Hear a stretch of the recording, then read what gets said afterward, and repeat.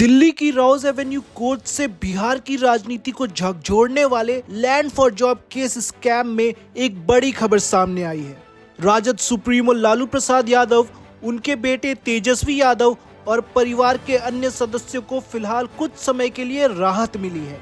अदालत ने इस गंभीर मामले में आरोप तय करने संबंधी फैसले को 2 दिन के लिए टाल दिया है। अब इस केस में सबकी निगाहें 10 दिसंबर को सुनवाई पर टिक गई है। आज राउज एवेन्यू कोर्ट में हुई सुनवाई में इस मामले की जटिलता साफ दिखाई दी। कोर्ट ने मामले को और गहराई से समझने का संकेत दिया है। अदालत ने 4 दिसंबर को भी आरोप तय करने के फैसले को टाल दिया था और आज एक बार फिर वही हुआ।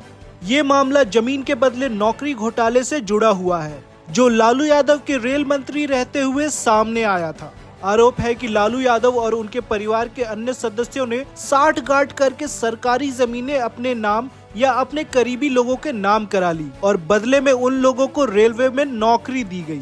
ये मामला राजनीतिक भ्रष्टाचार और सत्ता के दुरुपयोग के बीच गहरे गठजोड़ को दिखाता है। सीबीआई और ईडी दोनों ही एजेंसियां इस मामले में लालू परिवार और उनसे जुड़े लोगों पर लगातार शिकंजा कस रही है। अदालत के इस फैसले से जहां लालू परिवार को तत्काल राहत मिली है, वहीं राजनीतिक गलियारों में हलचल तेज हो गई है। बिहार में सत्ता और विपक्ष दोनों के लिए ये मामला बेहद संवेदनशील है। तेजस्वी यादव, जो बिहार की राजनीति में एक बड़ी भूमिका निभा रहे हैं, उनके राजनीतिक करियर पर भी इस केस का गहरा असर पड़ सकता है। विपक्षी दल लगातार इस मामले को भ्रष्टाचार का प्रतीक बताकर लालू परिवार पर हमलावर है, जबकि आरजेडी इसे राजनीतिक बदले की भावना से की गई कार्रवाई बता रही है। कानूनी प्रक्रिया में चार्ज फ्रेमिंग होना एक बहुत अहम पड़ाव होता है। अगर अदालत 10 दिसंबर को आरोप तय करती है, तो इसका मतलब होगा कि आरोपियों के खिलाफ पर्याप्त सबूत है और उन पर मुकदमा चलाया जा सकता है। इसके विपरीत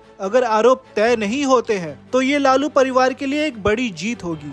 इसलिए राउज एवेन्यू कोर्ट का ये फैसला न सिर्फ कानूनी बल्कि बिहार की राजनीतिक दिशा के लिए भी बेहद महत्वपूर्ण साबित होगा। Land for job scam case में अब सबकी निगाहें सीबीआई की नई रिपोर्ट और 10 दिसंबर को अगली सुनवाई पर टिकी है। ये फैसला ही तय करेगा कि लालू परिवार के खिलाफ ट्रायल की प्रक्रिया आगे बढ़ेगी या नहीं।